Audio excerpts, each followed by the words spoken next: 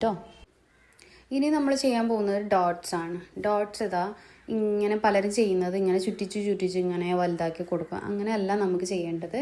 ഇതല്ല ഇതിൻ്റെ correct method.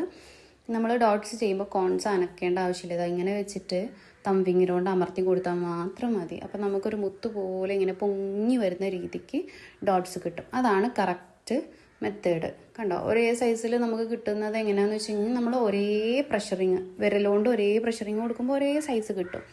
ഇപ്പോൾ വലുതൊരെണ്ണം ചെയ്തു, പ്രഷറിങ് കുറയ്ക്കുമ്പോൾ അത് ചെറുതായിട്ട് കിട്ടും. കണ്ടോ, നമുക്ക് എത്ര സൈസിലാണോ വേണ്ടത് അതിനനുസരിച്ചിട്ട് നമ്മൾ അമർത്തി കൊടുത്താൽ മാത്രം മതി.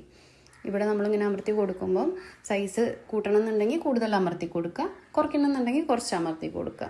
അത്ര മാത്രം ചെയ്താൽ മതി, വേറെ ഒന്നും ചെയ്യണ്ട. ഇത് കണ്ടോ, അതിപ്പോൾ ഞാനൊരു മീഡിയം സൈസിൽ ഇങ്ങനെ കൊടുത്തിട്ടുണ്ട്, ഒരേ സൈസിൽ.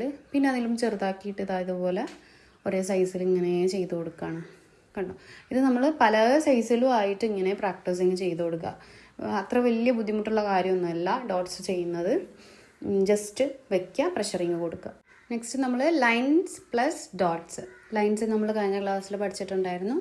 ആ ലൈൻ അതുപോലെ പൊക്കി പിടിച്ച് ചെയ്ത് കൊടുത്തിട്ടുണ്ട്. ഇനി ഇതിന് മുകളിൽ ഡോട്ട്സ് ചെയ്യുക. അതിൻ്റെ സെൻറ്ററിൽ വെക്കുക, അമർത്തി കൊടുക്കുക, ചെറിയ ഗ്യാപ്പ് കൊടുക്കുക. വീണ്ടും അതേപോലെ തന്നെ സെയിം സൈസിലാണ് ഇപ്പോൾ ഞാൻ ചെയ്ത് കൊടുക്കുന്നത്. ചെറിയ ഗ്യാപ്പ് കൊടുക്കുന്നുണ്ട്.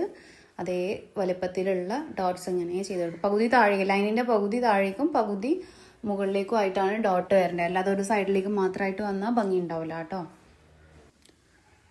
അടുത്തത് നമുക്ക് സൈസ് മാറ്റിയിട്ട് ചെയ്ത് നോക്കാം. ഓക്കെ, ലൈന് ചെയ്യാം. എന്നിട്ട് ആദ്യത്തേത് കുറച്ചധികം പ്രഷറിങ് കൊടുത്തിട്ട് കുറച്ചൊന്ന് വലുതാക്കിയിട്ടുണ്ട്. ദെൻ ഗ്യാപ്പ് കൊടുത്തിട്ട് ചെറുത് ചെയ്യുന്നുണ്ട്. പിന്നെ അധികം പ്രഷറിങ് കൊടുക്കുക. പിന്നെ ഒരേ ഡിസ്റ്റൻസിൽ ഒരേ സൈസിൽ ഒരേ ഒരു പാറ്റേൺ ആക്കിയിട്ട് ചെയ്ത് കൊടുക്കുക. അപ്പം ചെറുത് വലുത് അങ്ങനെയാണ് ഇപ്പോൾ ഈ ഒരു പാറ്റേൺ ചെയ്ത് കൊടുത്തിട്ടുള്ളത്. കണ്ടോ, ഇത് നമ്മൾ ഇനി വേറെ പാറ്റേൺസിൽ ചെയ്യാം. ഇപ്പോൾ 2 എണ്ണം വലുത് കൊടുത്തിട്ട് ഒരെണ്ണം ചെറുതാക്കണമെങ്കിൽ അങ്ങനെ ചെയ്യാം. ഇപ്പോൾ ഇത് ഞാൻ ഒരെണ്ണം വലുത് കൊടുത്തിട്ട് 2 എണ്ണം 3 എണ്ണം ചെറുത് കൊടുക്കുക, എന്നിട്ട് വലുത് കൊടുക്കുക. അങ്ങനെ നമ്മൾ ഏത് പാറ്റേണിനും വേണമെങ്കിലും ചെയ്യുമ്പോൾ നമുക്ക് പുതിയ ഡിസൈൻസ് ക്രിയേറ്റ് ചെയ്യും. ഇതൊക്കെ നമ്മൾ ബ്രൈഡൽ എണ്ണയിൽ ചെയ്യൂ കേട്ടോ. ഇപ്പം നമ്മൾ ബേസിക് ആയിട്ട് ഇത് പഠിച്ചെടുത്താലാണ് നമുക്ക് ഡിസൈനിലേക്ക് പ്രോപ്പറായിട്ട് ചെയ്യാൻ പറ്റുക.